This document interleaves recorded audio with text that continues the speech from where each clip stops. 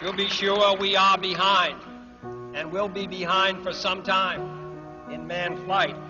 But we do not intend to stay behind, and in this decade, we shall make up and move ahead.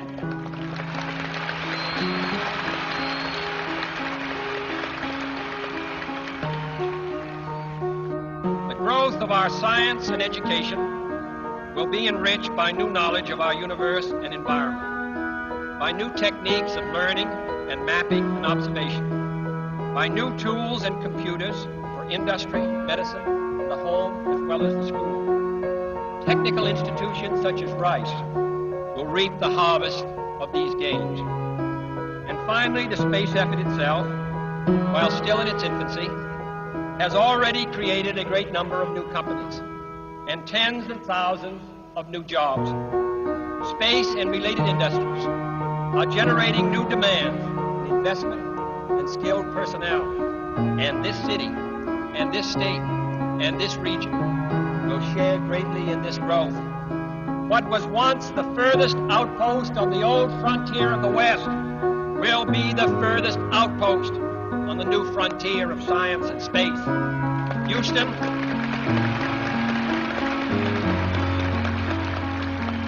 your city of Houston, with its manned spacecraft center, will become the heart of a large scientific and engineering community. During the next 5 years, the National Aeronautic and Space Administration expects to double the number of scientists and engineers in this area, to increase its outlays for salaries and expenses to $60 million a year, to invest some $200 million in plant and laboratory facilities, and to direct or contract a new space effort over $1 billion from this center in this city. To be sure, all this costs us all a good deal of money. This year's space budget is 3 times what it was in January 1961, and it is greater than the space budget of the previous 8 years combined. That budget now stands at $5.4 billion a year, a staggering sum, though somewhat less than we pay for cigarettes and cigars every year.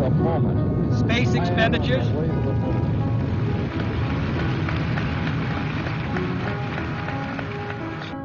expenditures will soon rise some more, from 40 cents per person per week to more than 50 cents a week for every man, woman, and child in the United States. For we have given this program a high national priority, even though I realize that this is, in some measure, an act of faith and vision, for we do not now know what benefits await us.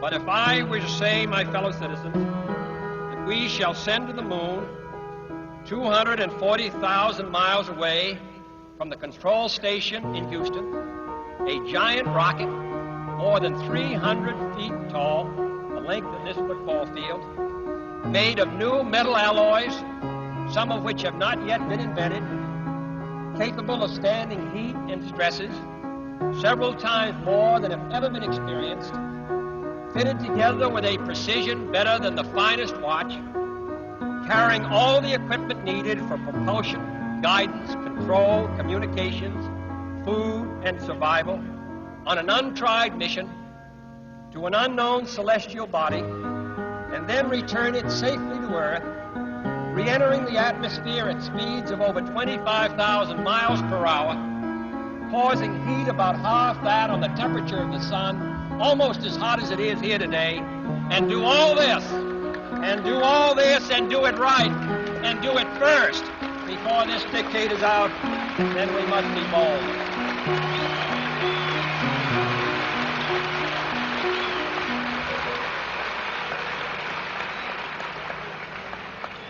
I'm the one who's doing all the work, so we're just going to stay cool for a minute.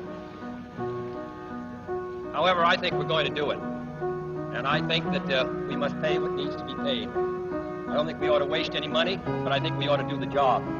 And this will be done in the decade of the 60s. It may be done while some of you are still here at school at this college and university. It will be done during the terms of office of some of the people who sit here on this platform. But it will be done.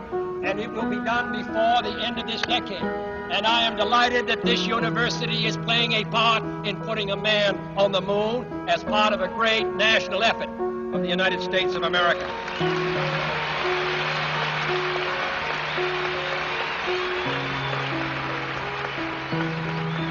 Many years ago, the great British explorer George Mallory, who was to die on Mount Everest, was asked why did he want to climb it. He said, because it is there. Well, space is there, and we're going to climb it. And the moon and the planets are there, and new hopes for knowledge and peace are there. And therefore, as we set sail, we ask God's blessing on the most hazardous and dangerous and greatest adventure on which man has ever embarked.